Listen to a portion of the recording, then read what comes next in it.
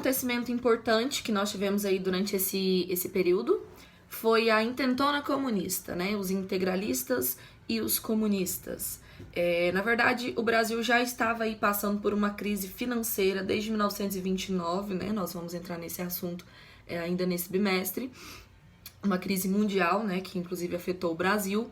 E aí muitas pessoas estavam insatisfeitas com a política, insatisfeitas com a economia, e eles protestavam para que tivesse mudanças, né? Pessoas que queriam mudanças, pessoas desempregadas, com baixos salários, né? Que era a AIB, Ação Integralista Brasileira, que eram as pessoas conservadoras, que apoiavam regimes totalitários, né? Apoiavam ditaduras, apoiavam aí o fascismo, né? O nazismo, que pessoas que eram contra a democracia e diziam que a democracia nunca iria tirar o Brasil da crise. A e B, os integralistas.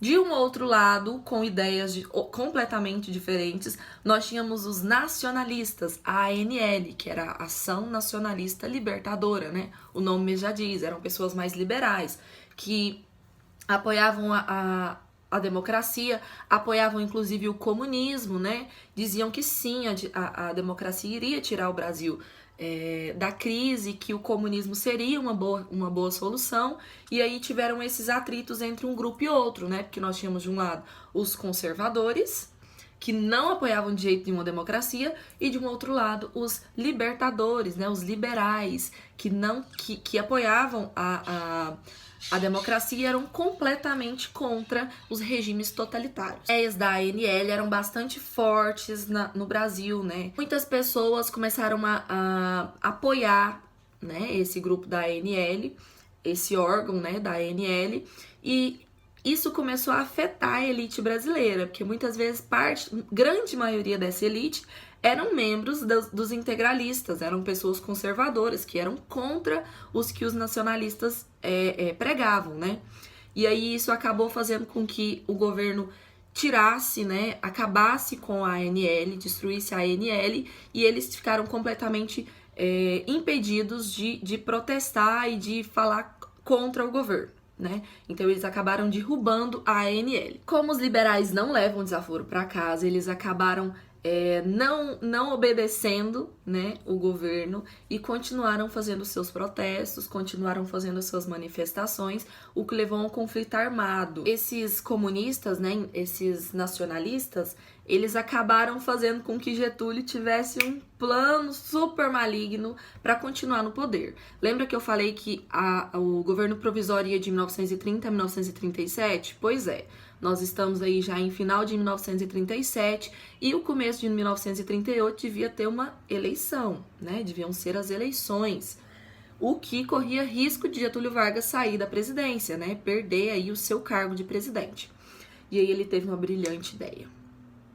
Nessa situação, né, na altura do campeonato, a ANL já havia sido desintegrada, ela não existia mais. E Getúlio Vargas, né, juntamente ali com os seus cúmplices, criaram o Plano Cohen, né, que na verdade foi um suposto plano comunista, né, na cabeça da galera era um plano comunista, mas não passou de um golpe de Estado, né. Getúlio Vargas criou essa mentira, essa fake news, um plano falso de Getúlio Vargas para que ele pudesse derrubar, né, o falso plano comunista e impor uma ditadura. Com base nesse plano, nós entramos em mais uma fase da República Brasileira conhecida como Estado Novo, né?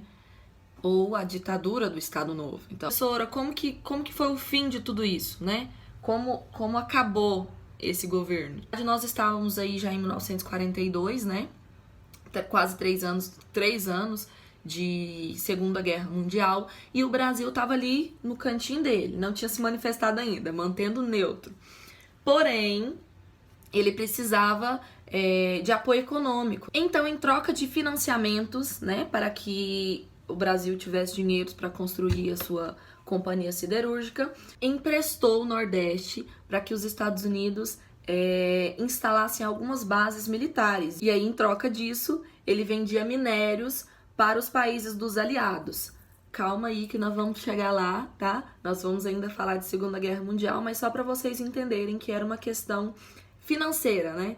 O Brasil, na verdade, se aliou aos Estados Unidos por uma questão financeira. Diante dessa situação, né, do Brasil ter praticamente se aliado aos aliados, A Alemanha acabou ficando meio revoltada com essa situação, que era a oposição, né, dos aliados. Atacou aí alguns navios brasileiros, matando aí mais de 600 pessoas. Getúlio Vargas não viu outra opção, senão declarar guerra à Alemanha. Ao de tudo isso, né, os regimes totalitários ficaram pobrinhos, o Brasil começou a enfrentar aí vários problemas econômicos, e aí Getúlio Vargas não aguentou a pressão e pegou o beco. Foi embora. Bom, pessoal, esse primeiro vídeo tentei sintetizar o máximo que eu consegui. Daí pra frente, a partir do Estado Novo, nós tivemos algumas indas e vindas, né? Novas eleições, novos presidentes, novos problemas, novas revoluções, mas isso aí vai ser assunto para outros vídeos, tá bom? Para não ficar muito longo. Eu espero que tenha sido bem claro para vocês, espero ter ajudado, e qualquer coisa que vocês precisarem, estou à disposição, tá bom? Só me procurar no horário de aula. E é isso, tá bom? Bons estudos e até mais.